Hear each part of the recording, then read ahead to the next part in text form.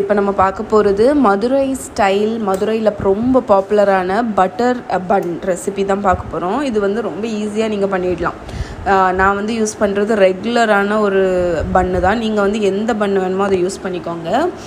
யூஸ்வலாக வந்து பார்த்திங்கன்னா ஒயிட் பட்டர் வந்து யூஸ் பண்ணுவாங்க. என்கிட்ட ஒயிட் பட்டர் இல்லாததுனால நான் வந்து அந்த பன்னுக்கு மேலே கொஞ்சம் பால் ஊற்றிட்டு பட்டர் தாராளமாக இதுக்கு பட்டர் யூஸ் பண்ணணும். நம்மளோட சாதா எல்லோ பட்டர் இருக்குல்ல, அன்சால்டட் பட்டர் தான் யூஸ் பண்ணுறேன்.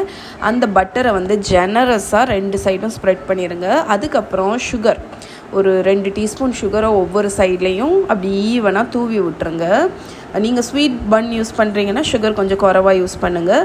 சுகர் ஆட் பண்ணதுக்கப்புறம் நான் 1 ஸ்பூன் பாலை வந்து மேலே அப்ளை பண்ணிட்டேன். அப்போ தான் அந்த இதோட கான்செப்டே என்னென்னா, அந்த பன்னு உள்ளே வந்து நல்லா மாய்ஸ்ட்டாக இருக்கணும். அதுதான் கான்செப்ட். அவங்க ஒயிட் பட்டர் யூஸ் பண்ணுவாங்க, நம்ம வெண்ணெய் இருக்குல்ல அது யூஸ் பண்ணுவாங்க. அதனால பார்த்திங்கன்னா உங்களுக்கு வந்து நம்ம பால் அதெல்லாம் ஆட் பண்ண தேவையில்லை, வெறும் வெண்ணெயிலே தண்ணி இருக்கும். அதனால அது வந்து பன்னை வந்து மாய்ஸ்ட்டாக வச்சுக்கும். நம்மக்கிட்ட ஒயிட் பட்டர் இல்லாததுனால தான் நான் இந்த பால் ஆட் பண்ணுறேன். இப்போ வந்து ஒரு பேன் எடுத்துக்கோங்க. அதில் வந்து பட்டர் வந்து ஆட் பண்ணிவிட்டு நம்ம ப்ரிப்பேர் பண்ணி வச்சுருக்கோம்ல அந்த பன்னு, அதை வந்து அந்த பேனில் வந்து போட்டுருங்க. அதுக்கப்புறம் மேலேயும் கொஞ்சம் பட்டர் ஆட் பண்ணுங்கள். அஃப்கோர்ஸ் இது பட்டர், மதுரை பட்டர் பன் கொஞ்சம் இன்டெலிஜிங்காக இருக்கும். பட்டர் வந்து தாராளமாக ஆட் பண்ணணும். ஸோ இப்போ ஒரு ஸ்பேச்சுலா மாதிரி ஒன்று வச்சு மேலே வந்து இப்படி அமுக்கி விடுங்க. அது நல்லா ஃப்ளாட்டாக ஆகணும் உங்களுக்கு.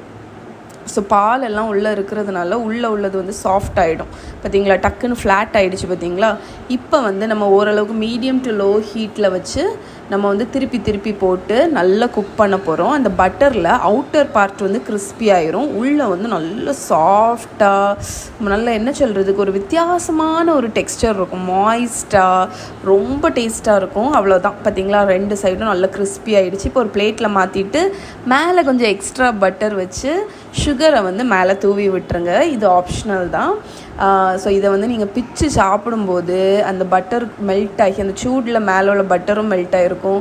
அந்த பட்டர் ரிச் ஆகிட்டு ரொம்ப மாய்ஸ்டாக சாஃப்டாக இருக்கும்.